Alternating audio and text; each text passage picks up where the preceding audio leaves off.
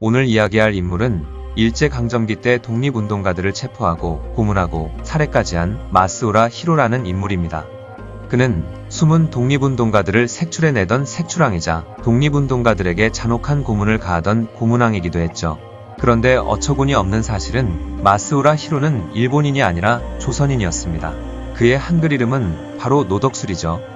오늘은 일제강점기와 대한민국 수립 후 경찰 간부가 되어 수많은 독립운동가들과 죄 없는 사람들을 체포하고 고문했으며 심지어 고문하다 살해까지 한 악질 친일 반민족 행위자 노덕술에 대한 이야기를 해볼까 합니다. 노덕술은 1899년 6월 1일 울산 장생포에서 태어났습니다. 중학교를 채 마치지 못하고 일본인이 운영하는 잡화점에서 일하다 돈을 더 벌기 위해 벼랑간 일본 홋카이도로 가서 일을 했죠. 그리고 그가 20살이 되던 해 다시 돌아와 경찰이 되기 위해 경남 순사 교습소를 졸업하고 일본 제국의 순사로 경찰 생활을 시작했습니다. 노덕술은 중학교도 2년 만에 자퇴를 했고 심지어 조선인 일본 경찰이었기 때문에 아무래도 승진에는 불리한 조건이었지만 경찰이 된 이후부터 승승장구하기 시작했는데요. 그 이유는 일본인 경찰들도 학을 뗄 정도로 잔혹했던 독립운동가 고문 때문이었죠. 불령선인으로 찍힌 여러 인물들을 체포한 뒤 없는 죄마저 불 때까지 잔혹한 고문을 했고 심지어는 고문을 받다가 사망한 사람까지 나왔으며 그렇게 고문으로 받아낸 자백으로 어마어마한 실적을 쌓았던 것입니다. 고문귀신이라는 별명이 생길 정도였던 그는 여태껏 없던 고문까지 스스로 개발하여 사용하기까지 했는데요. 좁은 상자에 사람을 넣고 밖에서 긴 못을 박는 고문이나 혀를 잡아 빼거나 머리카락을 뽑는 고문, 그리고 두 손 두 발을 뒤로 묶은 뒤 천장에 매달아 놓고 구타하거나 코와 입에 물을 부어버리는 물고문을 하는 등 수많은 새로운 고문들을 개발했죠. 일설에 따르면 일제경찰이 전국의 고문 기술을 총정리했던 것이 있는데 그 고문 기술 중 약 70%에 달하는 고문 방법들이 노덕술이 만든 기술이라고 합니다.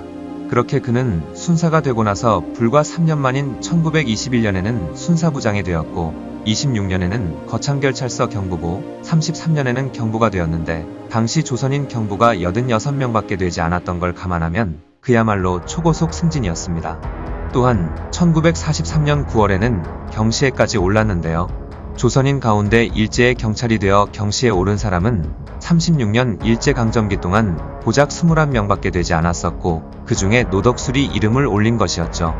노덕술을 제외하고 경시가 된 조선인들은 대한제국 시절부터 경찰이었거나 대학까지 졸업한 엘리트가 대부분이었는데 중학교 중퇴를 한 노덕술이 경시가 된 것만 보면 그가 얼마나 악랄하게 사람들을 괴롭혔는지 알 수가 있습니다. 그러던 1929년 10월 30일 광주고등보통학교 학생들과 일본인 학교 학생들이 통학열차 안에서 충돌한 사건이 벌어졌는데 그 사건이 계기가 되어 전국적인 학생운동이 일어나게 되었고 그러자 부산에 있던 동네 고등보통학교 학생들도 그 소식을 듣고 같이 동맹유학을 하게 되었는데요.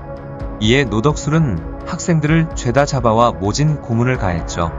그러다 우연히 동맹유학 배후에 혁조회라는 반일단체가 있는 걸 알아내게 되었고 노덕술은 혁조회의 회장 김규직과 유진홍, 양정욱 등 9명을 곧장 잡아들여 잔혹한 고문을 가했으며 그들은 고문후유증으로 감옥 내에서 사망하게 되었습니다.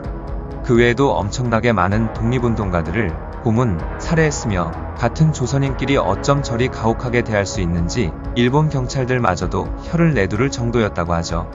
노덕술은 일제의 눈에 들어 더 빠른 승진을 하기 위해 일본이 중국 침략을 본격적으로 시작했을 때는 군수물자를 수송하는 업무를 도맡아 하기도 했고 동시에 일제 침략은 정당하다는 선전활동을 하면서 일본의 눈에 들기 위해 온갖 짓거리들을 해댔습니다.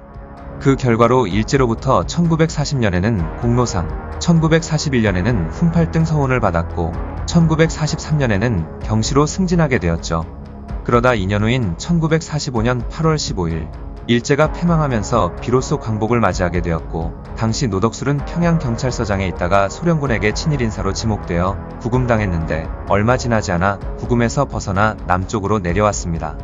그러던 1945년 말 경찰 내부에서는 한참 의견이 분분했었는데요. 수도경찰청장이던 장택상과 경무부장 조병옥은 친일경찰들을 다시 등용해 경찰 임무를 맡기자는 입장이었고 경무부 수사국장 최능진은 그건 말도 안 되는 소리라며 반대했지만 결국 친일 경찰들의 재등용이 결정되어 버리고 말았죠. 그렇게 극악무도한 친일 고문 경찰 노덕술은 수도경찰청의 수사과장에 임명되었습니다. 사태가 얼마나 심각했냐면 당시 수도경찰청의 경찰 간부들은 한 사람을 제외하고는 모두 일제경찰 출신이었고 전국 경위 이상의 경찰들 중 약 82%에 달하는 경찰들이 일제경찰 출신이었을 정도였죠. 아무튼 한동안 몸을 사리고 있던 노덕술은 반 이승만 세력 숙청과 좌익분자 검거 등을 주도하면서 다시 고문경찰의 면모를 보이기 시작합니다. 정말 비참한 점은 독립운동을 하던 독립투사들이 광복되어 돌아온 한국당에서 다시 친일경찰들에게 체포되어 이제는 빨갱이라는 타이틀이 붙어 고문당했던 것인데요. 의열단의 단장이자 조선의용대장, 임시정부 국무부장을 지냈던 전설의 독립운동가 약산 김원봉 또한 그에게 잡혀 모진 고문을 당했다고 합니다. 사실 이는 김원봉이 직접 증언한 것은 아니었지만 그의 동지들이 남긴 회고록을 모아보면 노덕술에 의해 빨갱이로 몰려 고문을 당한 것이 사실로 보인다고 하죠. 1947년 3월 22일 노덕술은 김원봉을 빨갱이 두목이라고 부르며 그의 따귀를 때리기도 하는 등의 모욕을 주고 체포한 뒤 중부경찰서에서 조사를 했는데요. 김원봉은 무자비한 고문을 당했고 온갖 수모를 당한 뒤 풀려나게 되었습니다. 의열단 동지였던 유석현의 회고록에 따르면 그는 풀려난 뒤 의열단 동지들에게 조국 해방을 위해 일본놈들과 싸울 때도 이런 수모를 당하지 않았는데 해방된 조국에서 악질 친일파 경찰손의 수갑을 차다니 어떻게 이런 일이 있을 수가 있어 라고 하면서 통곡을 했고 얼마나 억울했는지 꼬박 3일을 통곡했다고 하죠.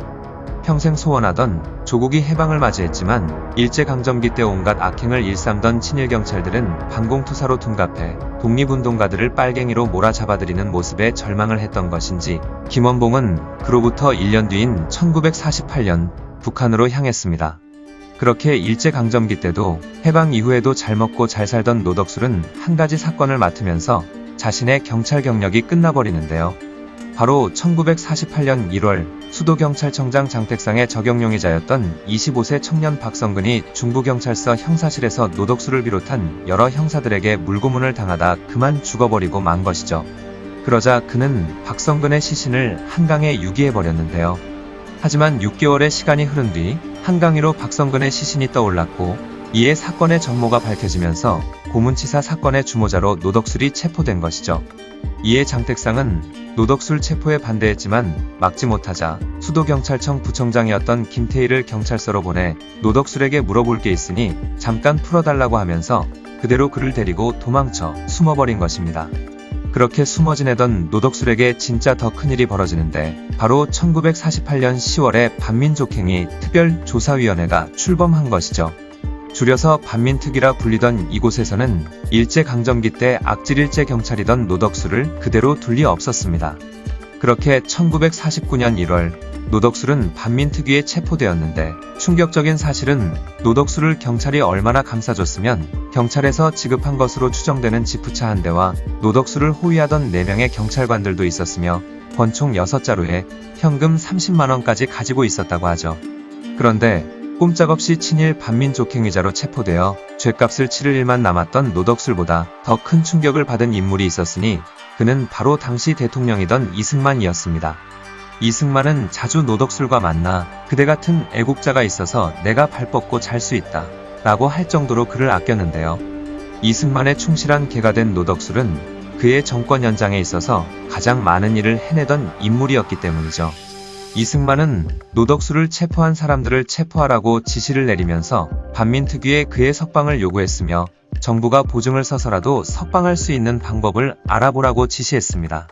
결국 1949년 4월 이승만 정권은 전국을 혼란시키려고 했다는 이유로 국회의원 김약수, 노일환, 이문원 등을 체포했고 6월에는 경찰이 반민특위를 습격하면서 사실상 반민특위는 유명무실해졌으며 그렇게 노덕술은 나라에 요긴하게 쓰일 기술자라고 하면서 그해 7월 풀려나게 되었죠. 그리고 나서 육군 헌병대장이 된 노덕술은 한국전쟁 도중에 화랑무공훈장과 충무무공훈장 등 3개의 훈장을 받았고 이승만 정권이 계속 이어지도록 여러 악행을 저질렀습니다.